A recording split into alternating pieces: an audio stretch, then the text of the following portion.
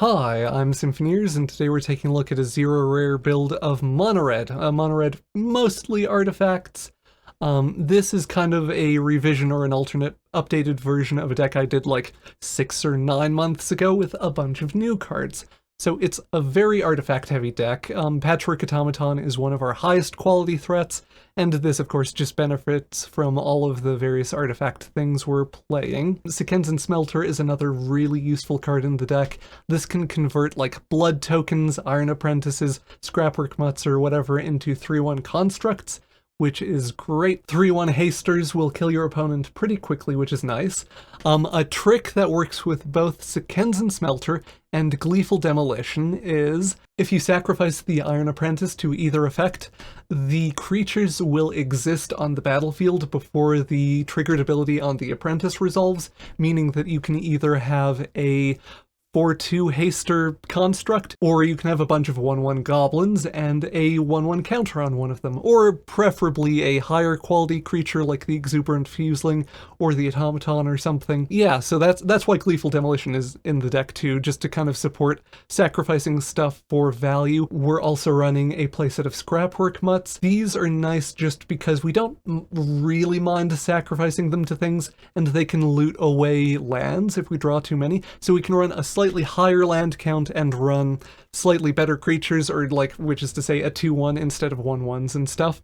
And we don't worry as much about flooding because we can use the mutt to filter out those lands and draw new artifacts. In the 1-drop slot, our only piece of consistent interaction in Voltage Surge. Often you'll want to just blast things for 2 if you can, but it is a way the deck has to deal with larger threats. And yeah, we don't mind sacrificing Scrapwork Mutt and Iron Apprentice in particular to Voltage Surge. Although we can also sacrifice blood tokens from Voldar and Epic here. Yeah, this is just a cheap thing that gives us an artifact to work with and sack to like Smelter or Apprentice. We are running a playset of Reinforced Ronins. Big interaction here, or like big notable thing, is just that the fact you can recast it every turn means you can get a bunch of counters on your Patchwork Automatons. So nice little interaction there. Aside from that, we're pretty happy to just dash it in, or like to cast it if the opponent isn't fielding a lot of blockers or whatever. It's especially good versus control for that reason.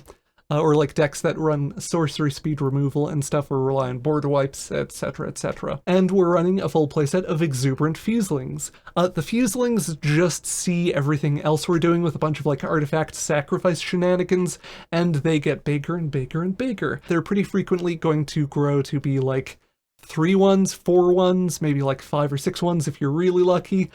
They're just basically an overstated 1-drop that fits the deck pretty well. And we are also running a playset of Experimental Synthesizers. Just a little bit of card advantage that helps like trigger all our artifact stuff. We're pretty happy sacrificing it to Symphoneers Smelter or Voltage Surge or whatever, or Gleeful Demolition. But we can also activate the ability to get a 2/2 out of the deal, and yeah, just a nice little synergistic common for the deck. I think that more or less covers everything, so let's get on to some actual gameplay.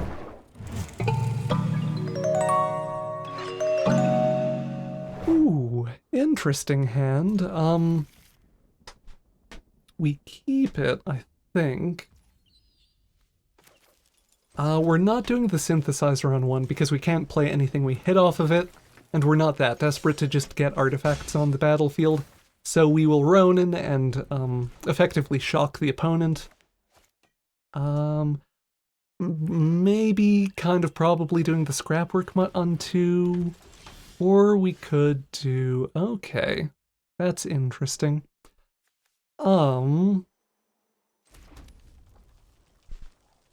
Let's do Iron Apprentice plus Gleeful Demolition here. Because this is going to let us do this thing, which is great. And the Evolved Sleeper can't get bigger than the Voltage Surge on this turn. So we'll still have that removal accessible to us. Night of Dusk's Shadow, sure. Are we more concerned about that? Maybe. Let's do the Synthesizer first here, I think. Yeah, in case we hit a land, we don't want to play out our land from hand. We can do the Scrapwork Mutt, we can get the knight out of the way. I am going to zap the knight here, not sacrificing anything. We could sacrifice something and we might be able to play it. That's not necessary. Yeah, let's just do this. And Ronan, swinging with the team. Hit them for 6, presumably, ideally. If they chump block something with the Evolved Sleeper, we're very happy. Our goblins will have done good work, although I'm not expecting them to. Next turn we're probably looking at Scrapwork Mutt, filter away the land in our hand. Although, yeah, it depends on their threat development. We might want to dash out the Ronin again, or crack the Experimental Synthesizer. This is one of the things I like about this deck in particular, is that even though it runs very, very cheap and very individually bad cards, lots of decisions right away in terms of, like, sequencing and stuff. So, opponent gets the Evolved Sleeper Swole. Yeah, they keep it on blocks. Let's crack the synthesizer here. Because I don't think we want to attack. Oh, that's so frustrating. Oh boy. Yeah, if we had an artifact on the field, we'd be able to Voltage Surge the Evolved Sleeper there, but we don't. And that is a thing, and that hurts my bones. It's okay. What you gonna do, opponent? What you gonna do? Okay. That's one of the better things for us. If they played out a Shieldred, I would probably just scoop, because we would have a lot of trouble outpacing a Shieldred. Given that this stuff is happening, I think I would like to Ronin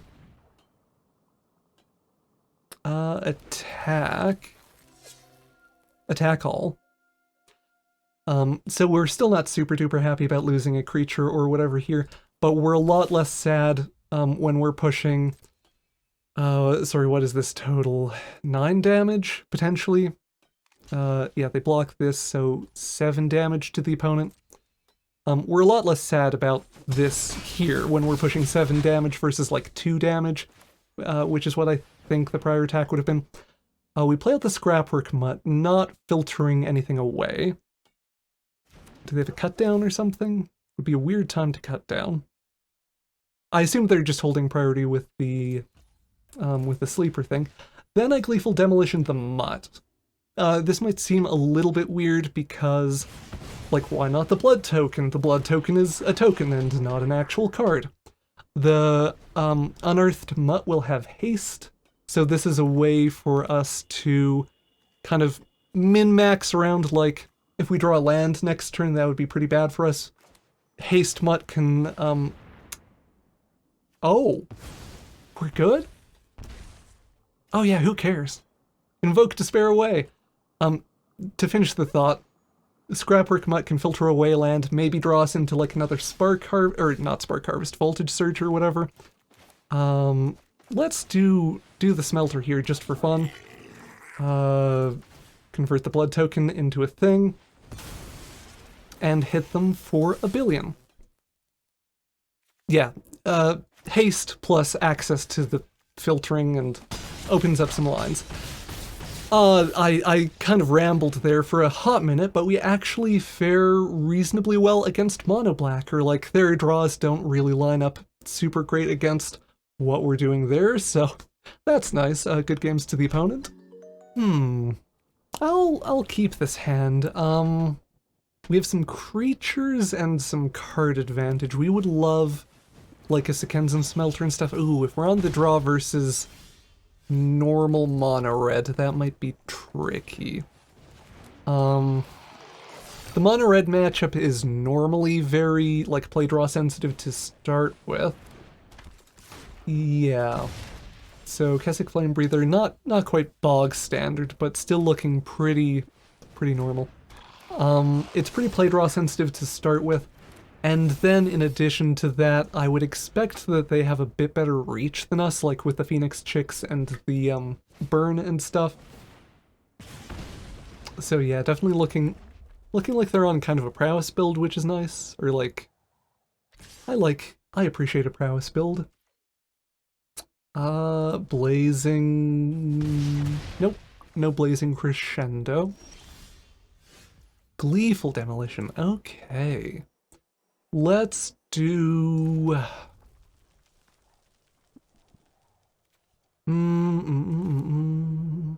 Do a think. I'm delaying the synthesizers a little bit just in case we hit lands or whatever. Play out the Scrapwork Mutt, decline. Gleeful Demolition, Iron Apprentice. If they have removal in hand, this could kind of backfire. I think I like this.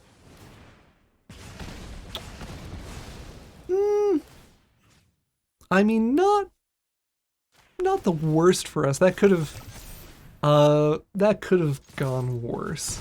We hit them for 5 anyway. Like our fuselings grow there, which is part of the nice thing, or like kind of the consolation prize of that particular spot. We will block the squee, absolutely. Squee hanging around is very bad for us. Fuselings get bigger. Automatons.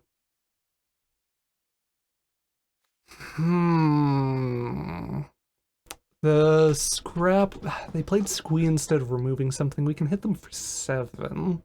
What a weird spot for us to be in. We can also play out the automaton, block tokens and things. This is... Yeah, it's hard to say which is more correct. Kind of hoping we just hit a land here, or not just... we do hit a land. I said that and then I was like, no.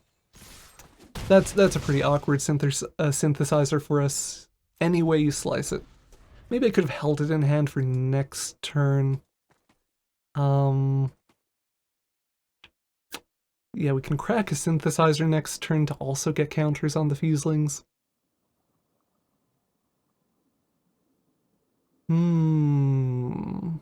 Weird board state.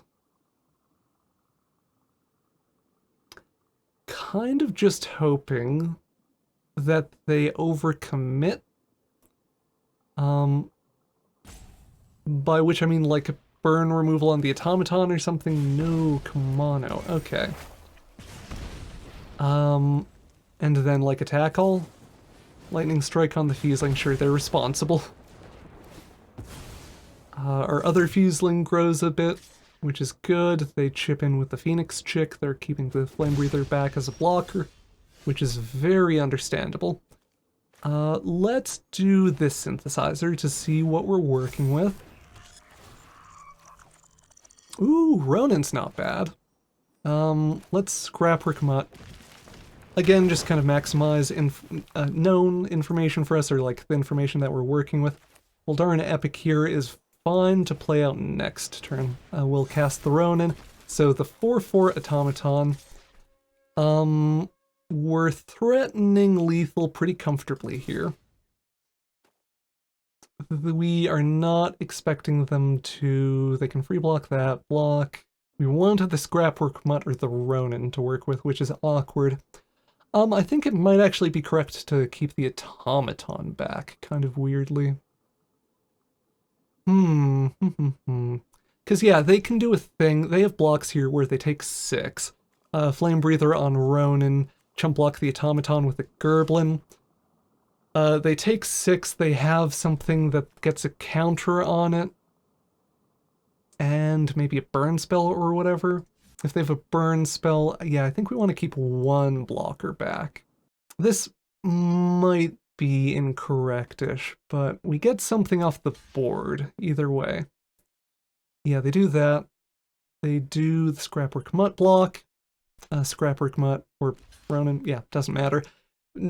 they were going to block one of the two damage things, and that's going to die at the end of turn anyway. Ronin bounces back to hand. So yeah, this game's very dependent on what's left in their hand. Dressed to Kill is potentially quite rough for us, or puts a pretty fast clock on the game. The Phoenix chicks swing in. Oh, sorry, but we're good though, right? Because we have Voldaren Epicure, plus Reinforced Ronin. They can only block one thing with the Flame Breather. And we just get there.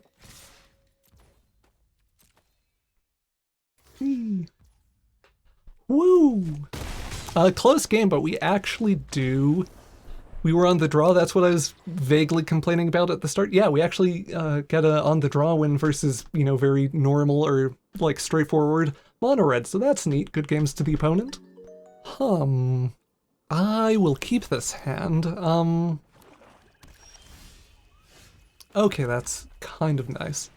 So Voldaren Epicure on 1, then our turn 2 is almost certainly just second Epicure, Gleeful Demolition, a blood token. Are they actually going to cut down my 1/1 for 1? Certainly seems like they have a cut down, but anyway. Yeah, Voldaren Epicure. It's a little bit awkward for us. Never mind. We draw the thing that we prefer to do the Gleeful Demolition thing with. Yeah. Kill the Apprentice. This happens. I'll put the counter on the Epicure just to effectively give like the counter's worth of power and toughness haste. Take the underdog out of the equation. Free the path or clear the path for our 1/1s. Next turn, or not. Next turn, I was gonna say probably Experimental Synthesizer. The awkward thing with Automaton here is that if they do have a cut down, they have 3 mana, so cut down can punch through Automaton's horde. We kind of prefer to play out Automaton. We can get lucky with our sequencing where we have like Automaton on 2 and can jam some artifacts on 3, depending on how they've played stuff. I guess I just have to risk it, maybe.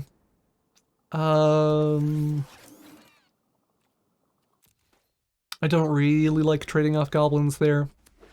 Or if we're doing that type of trade-off, we want to get more value. Glissa, hi, you're a thing? Okay. Well, yeah, Glissa's a kind of big problem for us. Oh, okay. Kind of big problem for us, so let's take care of that problem, huh? Voltage Surge, sack the token. Do the Epicure, because I believe we hit our land drop.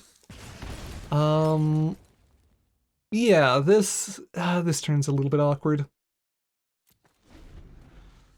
We're having kind of slow rollout, which is not great. I do get the impression that they're on Obliterator plus Fight spell. Which is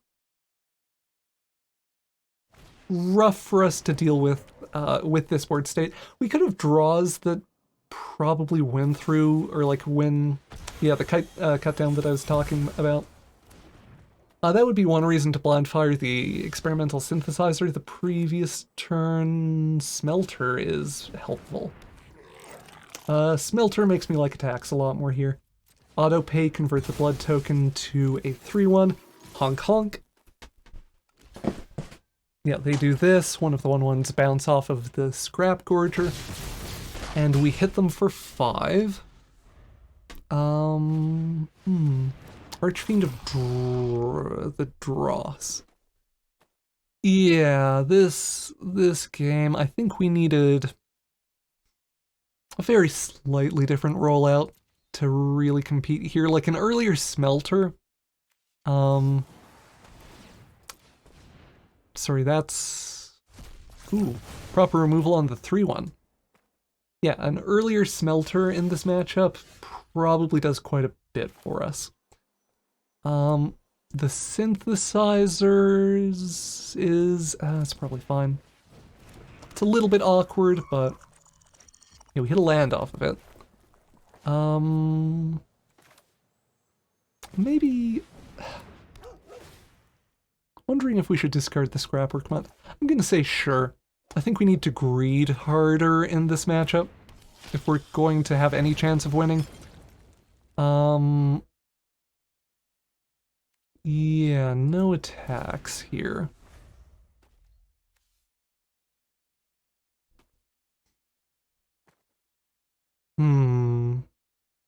So Dross means as soon as one thing for us dies, it is an effective clock. I don't know why they're running Terra Sunders with Archfiend of Dross, like that's a pretty significant non-bow.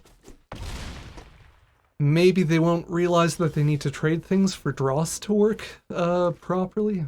That would be nice. Let's crack a synthesizer.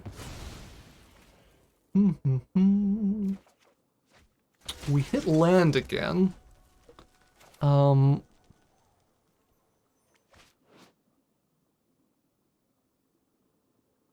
Exile it at the beginning of the next end step.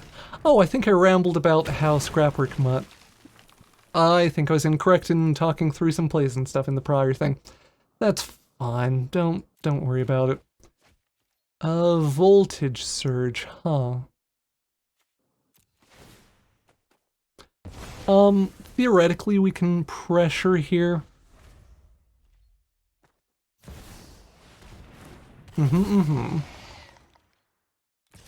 Yeah, I think the Obliterator means... Well, them attacking with the Underdog finally also means we have a bad time. If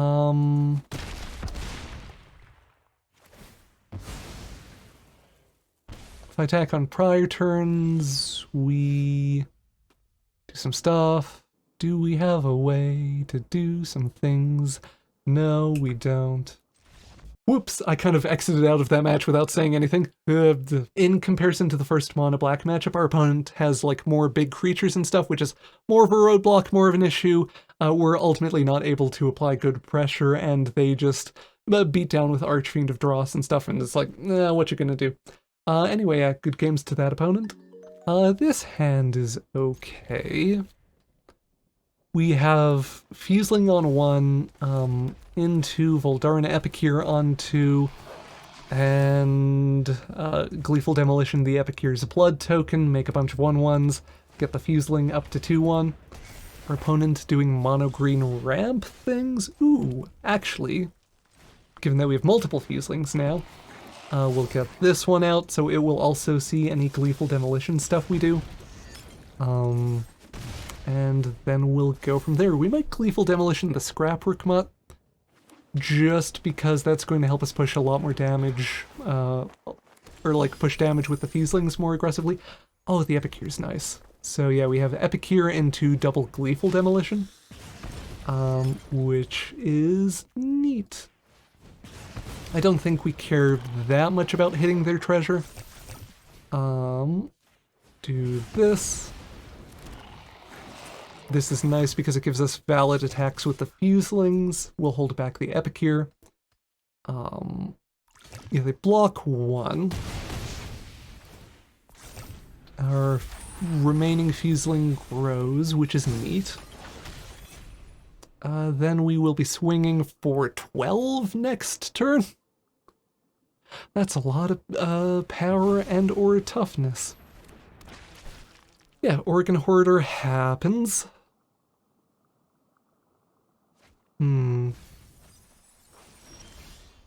Simic stuff. We'll get this Fuseling down pre-combat, just so it'll see any blocks, since we can just do everything pre-combat. Be a little bit lazy. Smash in with the team. So the remaining Fuseling will see all of our stuff dying, or like whatever that dies here dies. We hit them for a bunch, the opponent down to 8. A couple of fusing procs. We still have 6, 7, 8, 9, 12 power on the board. Pretty distributed too. We're afraid of very specifically that mass bounce spell on 4 that I'm totally blanking on the name of, for the standard legal one. Master's Rebuke on the Fuseling. Alright. I guess we Synthesizer just in case we hit something relevant. I mean, Apprentice is fine. We will attack here with everything just to push another. I do kind of want them to block the Mutt. Yep. Because we can replay the Mutt with haste, and they take 6. Neat.